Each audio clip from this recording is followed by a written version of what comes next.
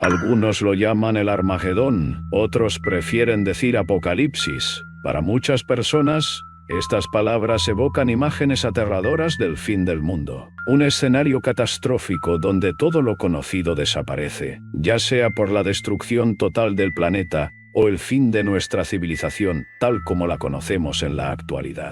Curiosamente, ambas palabras tienen sus raíces en la Biblia, un texto que ha influido en la humanidad durante siglos. Pero, ¿qué dice realmente este libro sobre el fin del mundo? ¿Estamos hablando de la aniquilación completa de la vida en la Tierra? ¿O es algo más simbólico, un mensaje que va más allá de lo literal? Y quizás lo más importante, ¿habrá supervivientes?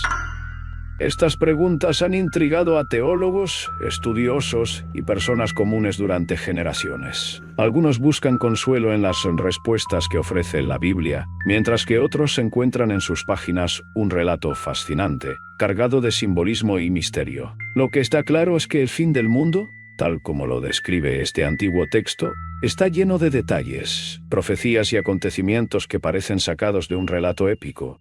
Hoy vamos a explorar lo que la Biblia realmente dice sobre el tema, y te aseguro que, seas creyente o no, esta historia te dejará pensando.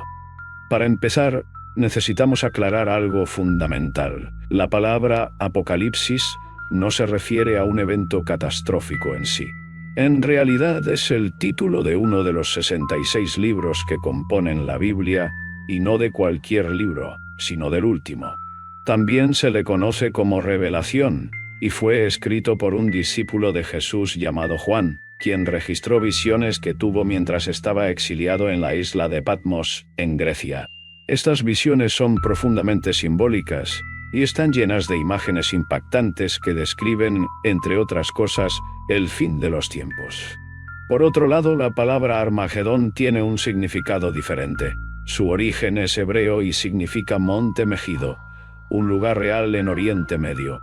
Según el libro del Apocalipsis, este sitio será el escenario de la batalla final entre las fuerzas del bien, lideradas por Jesucristo, y las del mal, encabezadas por el Anticristo.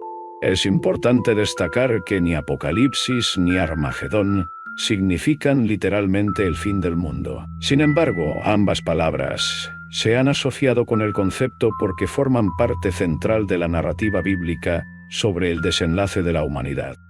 Por eso, el libro del Apocalipsis, el texto bíblico que más profundiza en el fin del mundo, concluye con unas promesas que, independientemente de tus creencias, poseen una belleza poética innegable y han sido evocadas en numerosas ocasiones, no solo por creyentes, sino también por artistas y diversas personalidades. La Biblia está repleta de profecías sobre ¿cómo llegará este final? Antes de que ocurra, deben cumplirse una serie de eventos que parecen sacados de una película de ciencia ficción. Uno de los más impactantes es el período conocido como la Gran Tribulación. Este tiempo será, según las Escrituras, tan terrible que Dios mismo tendrá que intervenir para acortar su duración. De no hacerlo, se dice que ninguna carne se salvaría. Esto significa que aunque habrá sobrevivientes, no todos lo lograrán, y quienes lo hagan enfrentarán pruebas extremas.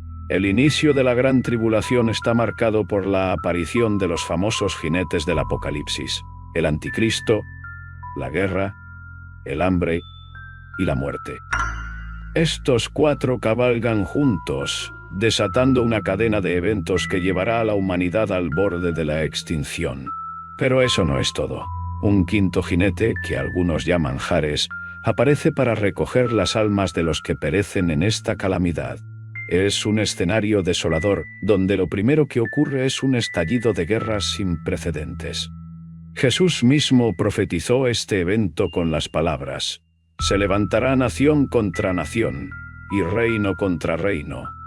Pero estas no serán guerras comunes. No hablamos de los conflictos que han azotado a la humanidad desde tiempos inmemoriales, sino de una contienda global, una guerra total donde incluso las naciones más pequeñas estarán involucradas.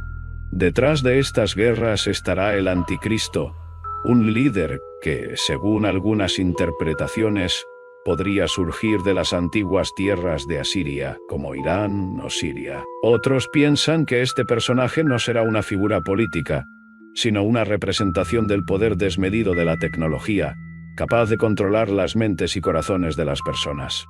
Sea cual sea su forma, el anticristo llevará al mundo a un caos sin igual.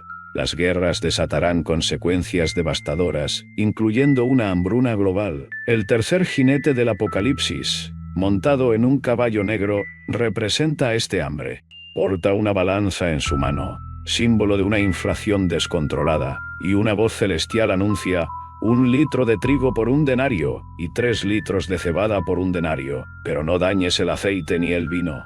Esto significa que el salario de un día apenas alcanzará para comprar lo mínimo para sobrevivir. El aceite y el vino, productos comunes en nuestro tiempo, se convertirán en auténticos tesoros. La hambruna no será el único problema. Las pestes seguirán de cerca, asolando a una humanidad ya debilitada. Como si esto no fuera suficiente, aparecerá un ejército descrito como langostas con rostros humanos y colas de escorpión. Aunque esta descripción puede sonar fantástica, muchos creen que es una metáfora de un ejército humano armado con tecnologías destructivas. Este ejército, liderado por el anticristo, matará a 1/3 de la humanidad con fuego, humo y azufre, una posible referencia a armas químicas o biológicas. El anticristo, también conocido como Gog de Magog, se convertirá en el líder absoluto. Según las Escrituras, engañará a las naciones prometiendo paz y seguridad solo para llevarlas a la destrucción. El apóstol Pablo advirtió sobre esto diciendo: cuando estén diciendo paz y seguridad, entonces la destrucción vendrá sobre ellos repentinamente. En un giro final, el anticristo dirigirá sus fuerzas contra Israel, profanando el tercer templo, un edificio sagrado que, según las profecías, debe construirse antes de la llegada del Mesías. Y es aquí donde llegamos al clímax de esta historia, la batalla final en Armagedón. Según la Biblia, este será el momento en que Jesucristo regrese para derrotar al anticristo y sus ejércitos, poniendo fin al reinado del mal. Pero, ¿qué significa realmente este final? Algunos creen que no será el fin literal de la tierra, sino el colapso del sistema político, económico y religioso actual, dando paso a un reino mesiánico de paz que durará 1000 años. Otros aseguran que el mundo será consumido por fuego, y solo los fieles serán llevados al cielo. Se cita el siguiente texto: pero el día del Señor vendrá como ladrón, en el cual los cielos pasarán con gran estruendo, y los elementos serán destruidos con fuego intenso, y la tierra y las obras que hay en ella serán quemadas. Estas diferencias en la interpretación reflejan la profundidad y el misterio del Apocalipsis. Pero lo que queda claro es que, incluso en medio de las visiones más oscuras, siempre hay lugar para la esperanza. Al final del libro encontramos palabras de consuelo: juzgará Dios toda lágrima de los ojos de ellos, y ya no habrá muerte, ni llanto, ni clamor, ni dolor, porque las primeras cosas pasaron. Estas palabras han resonado en los corazones de millones durante siglos, ofreciendo un rayo de luz en medio de la oscuridad. Entonces, ¿será este relato una advertencia literal, un mensaje simbólico o simplemente una pieza literaria fascinante? Eso queda en manos de cada uno. Pero una cosa es segura: el Apocalipsis, con su mezcla de horror y esperanza, sigue siendo una de las narrativas más poderosas jamás escritas. Si te ha interesado este vídeo para 2025, no olvides dar un pulgar arriba, compartir tus pensamientos en los comentarios y suscribirte al canal. Juntos, seguiremos desentrañando los enigmas y misterios que nos rodean en la Biblia y los misterios de Dios. Gracias por acompañarnos.